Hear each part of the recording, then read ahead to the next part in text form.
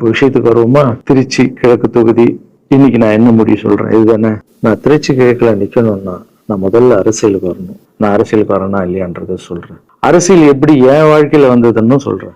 உங்களுக்கு நல்லா தெரியும், என் வீட்டுல குழந்தைங்களை வளர்த்துக்கிட்டு நான் பாட்டுன்னு சோசியல் சர்வீஸ் பண்ணிட்டு இருந்தேன். மாற்றுத்திறனாளிக்கு டான்ஸ் சொல்லி கொடுக்குறது, ஓப்பனர் சர்ஜரி பண்றது, பசங்களை படிக்க வைக்கிறது, ஸ்போர்ட்ஸ் எல்லாத்துலயும் என்னால முடிஞ்ச வரைக்கும் பண்ணுவேன். என்னால முடியல மத்தவங்கிட்ட கேட்டு. இந்த டைம்ல தான் ஜல்லிக்கட்டுன்னு வருது. ஒரு சில விஷயம்லாம் ஃபாஸ்டா சொல்லிடுறேன், உங்களுக்கு தெரிஞ்ச விஷயம் தான். ஜல்லிக்கட்டுன்னு வருது, அதுல நான் போறேன், சாப்பாடு போறதுக்காக குழந்தைங்களுக்கு போறேன். அப்படி நான் அந்த ஜல்லிக்கட்டு நடந்து முடிஞ்ச விஷயம்லாம் உங்களுக்கு தெரியும்.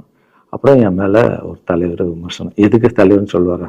நம்ம அண்ணன் தான், சீமான் அண்ணன் ஒரு விமர்சனம் வைக்கிறாரு. அதுக்கு நான் மறுபடியும் ஒரு ட்வீட் போடுறேன், அவர் ட்வீட் போடுறேன். அப்பதான் என் வாழ்க்கையில் அரசியல்னு நுழையுது. நம்ம சாப்பாடு போறதுக்கு போகணும், இது என்னடா இவ்வளவு பெருசா இருக்கு, அந்த ஜல்லிக்கட்டு தான் எனக்கு அரசியல உள்ள நுழைஞ்சது, என்னடா இவ்வளவு பெருசா இருக்கு அப்படின்னு. அப்படியே போச்சு. அதே தலைவர் தான், அதே சீமான் தான் ரஜினி சார் அரசியலுக்கு வர்ற மாதிரி பேச்சு அடிபட்ட உடனே அவங்க சைட்ல இருந்து பேசுறாங்க, தலைவரை பத்தி பேசுறாங்க. தலைவர் எனக்கு வந்து ஒரு குரு, என்னை வாழ வச்ச தெய்வம், ஒரு அப்பா மாதிரி, ஒரு அண்ணன், அப்பா எல்லாமே சொல்லலாம். ஸோ அவரை பத்தி அதிகமா பேச ஒரு முறையும் சூப்பர் ஸ்டாருக்கு ஃபோன் போடுவேன். அண்ணா ரொம்ப ஓவரா பேசுறாங்க, டெபா கம்முன்னு இருக்கு, நீ சைலண்டா இரு, இப்படியே ஓரளவுக்கு தான் நம்மளால பொறுக்க முடியும். அதுக்கப்புறம் ஆடியோ ரிலீஸ் ஃபங்க்ஷன்ல என் மனசுல இருக்கிறதெல்லாம் உடைச்சு சொன்னா, அதை நீங்களும் பார்த்துருப்பீங்க, தெரியும். அதுக்கப்புறம் ஒரு ரஜினி சாருக்கு ஒரு ஃபங்க்ஷன் வந்தது. அந்த ஃபங்க்ஷன்லயும் பேசினேன் இதை பத்தி. உங்களுக்கு தான் தெரியுமா அந்த வீடியோ, யார் ஓட்ட பந்தயத்துல ஜெயிக்கிறது, இப்போ கூட அந்த வீடியோ போயிட்டு இருக்கு.